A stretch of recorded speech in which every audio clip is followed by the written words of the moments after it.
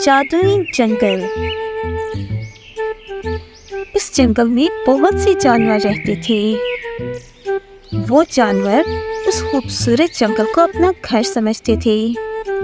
अचानक से कुछ जानवरों के अंदर बोलने की सलाहियत पैदा हो गई।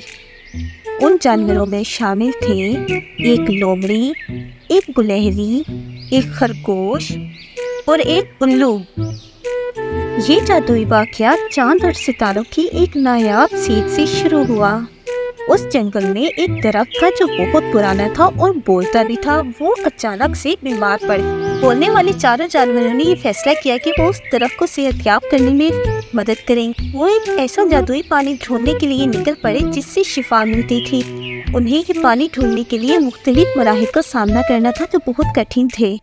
कभी उन्हें चमकती नदियों को पार करना पड़ा तो कभी उन्हें संगलाफ पहाड़ों और झाड़ियों को पार करना पड़ा, लेकिन उन्होंने हिम्मत न हारी और वो अपने सफर पर कायम रहे। वो जब जंगल की गहराई में पहुंचे तो उनकी मुलाकात मुख्तलिफ जगहों पर मुख्तलिफ मखलूकात से हुई। जैसा कि एक जगह पर उन्हें जुगनुओं की एक पूरी खलकत मिली। उन्होंने उन्हें रास्ता दिखाया।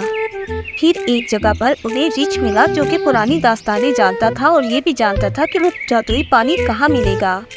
वो चारों दोस्त आखिरकार जादुई पानी तक पहुंच गए। वो जादुई पानी एक खूबसूरत आबशार के नीचे मौजूद था।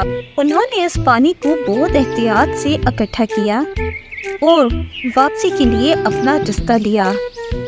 जंगल में वापस पहुंचे तो दरख्त बहुत बीमार था और वो अपनी रौनक खो बैठा था। चारों ने मिलकर बहुत एहतियात से उस पानी को दरख्त की जड़ों में। पानी मिलने के बाद वो दरख्त पहले से भी ज्यादा खूबसूरत हो। उस दरख्त ने बदले में उन्हें एक तोहफा दिया, तमाम जानवरों की जुबानें समझने की सलाहियत। तो प्यारे बच्चों, हमें इस कहानी से ये सबक मिलता है कि हमें मिलकर काम करना चाहिए। मिलकर काम करेंगे तो कोई भी मुश्किल हमें अपनी मंजिल तक पहुंचने से नहीं रोक सकेगी और दूसरा मजबूरों की मदद करनी चाहिए।